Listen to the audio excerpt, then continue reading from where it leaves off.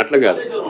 కాళేశ్వరం ప్రాజెక్టుకి సంబంధించి వెళ్తే క్రానలాజికల్ అది వేరే సబ్జెక్టు, అది కమిషన్ పరిధిలో ఉంది. ఆయన నిన్నిచ్చినటువంటి వాన్మూలంలో నాకు సంబంధం లేని సబ్ కమిటీ అది అప్రూవ్ చేసినట్టుగా, అది క్యాబినెట్ అప్రూవ్ చేసినట్టుగా ఆ పెద్ద ఆయన చెప్పటం అనేది అసంబద్ధం, అవాస్తవం. అది ఎందుకు చెప్పారు అనేది ఆయన విశ్లేషించుకోవాలి, ఆయన ఆలోచించుకోవాలి. దాని కింద మీరు చెప్పేటటువంటి ఏమన్నా ఉంటే అది మీకు ఆయనకి తెలియాలి.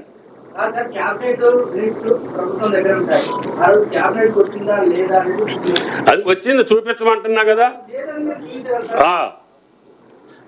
నేను చూపించగలుగుతా.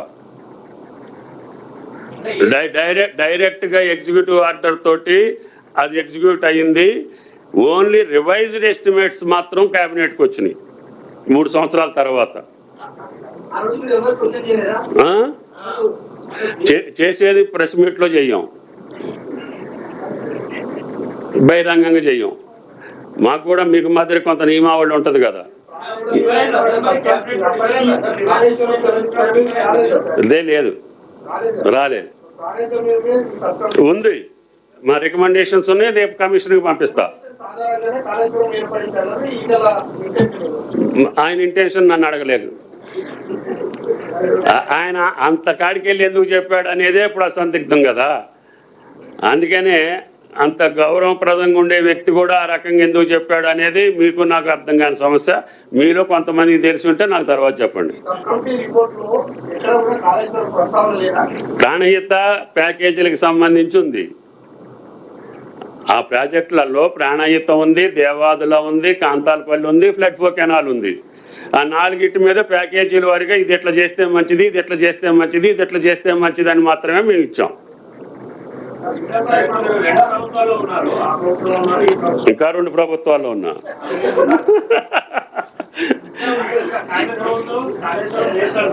అమ్మా నేను దాని మీద ఏం మాట్లాడినని చెప్పానా?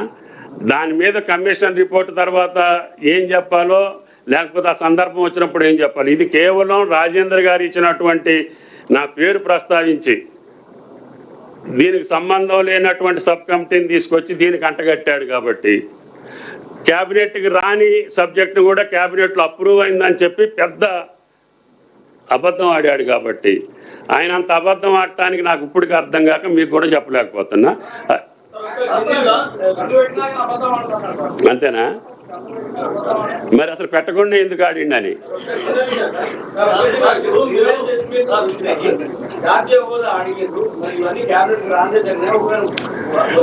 వచ్చుంటే వచ్చినాయి అనేవాళ్ళు నిరూపిస్తే చాలు. ఇది క్యాబినెట్ లో ఇది అప్రూవ్ అయింది ప్రతిదీ ఉంటది కదా. ఈ రోజు కూడా ఇంటర్నల్ ఏది అవ్వాలో అన్ని అయ్యాను.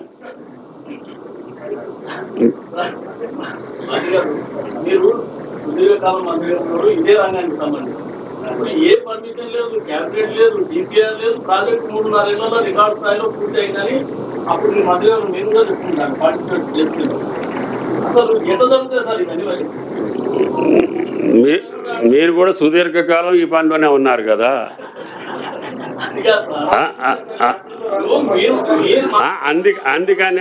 అందుకని నేను ప్రతిదానికి మేము చెప్పినటువంటి సబ్ కమిటీ రిపోర్ట్లోనే చెప్పాము. జరగని కాళేశ్వరం ప్రాజెక్ట్ యొక్క డిస్కషన్ వేరు, ఈ రాజేందర్ గారి యొక్క వాన్మూలం వేరు. అందుకనే రిలేటెడ్ కాని దాన్ని ఆయన రిలేటెడ్ చేశాడు కాబట్టి కరెక్ట్ కాదంటున్నా.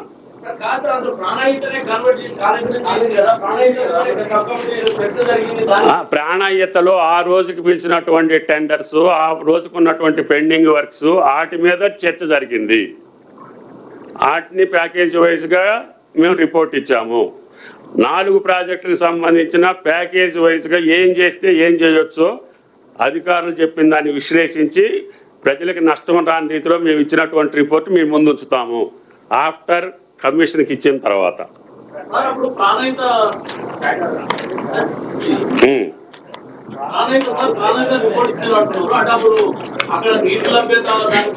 అన్నీ ఉన్నాయండి. లేవని ఎందుకు మీరు కంగారు పడతారు? అదే అప్పుడు బయట ఇప్పుడు నేను చెప్పను కూడా కదా ప్రెస్ కి. ఇగో ఈ 2 జీవోలు ఇస్తాం ముందు. శాంక్షన్ ఇచ్చిన ఒకటి మా సబ్ కమిటీది ఇచ్చారు కదా, అవి 2 విశ్లేషించండి. క్యాబినెట్కి వచ్చినట్టుగా ఏదన్నా ఉంటే కాళేశ్వరానికి సంబంధించి క్యాబినెట్ లో అప్రూవ్ అయిందనేది ఏదైనా ఉంటే వాళ్ళని సబ్మిట్ చేయమనండి, అప్పుడు ఆన్సర్ చేస్తా.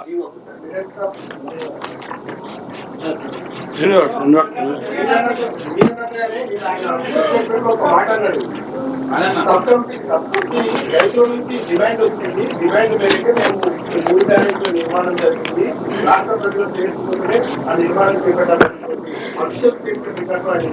అంటే ఈ కార్యక్రమంలో మీరు ఇచ్చినటువంటి ఏవైతే ఈ రిపోర్ట్స్ ఉన్నాయో ఆ రిపోర్ట్స్ ఆధారంగానే ప్రభుత్వం నిర్ణయం తీసుకుంటుంది. అందుట్లో లేదనే నేను చెప్పడానికి మీకు ప్రయత్నం చేస్తాను. సబ్ కమిటీ రిపోర్ట్ లో ఆ రైతుల ఒత్తిడి లేదు, బ్యారేజీల యొక్క అవసరం లేదు.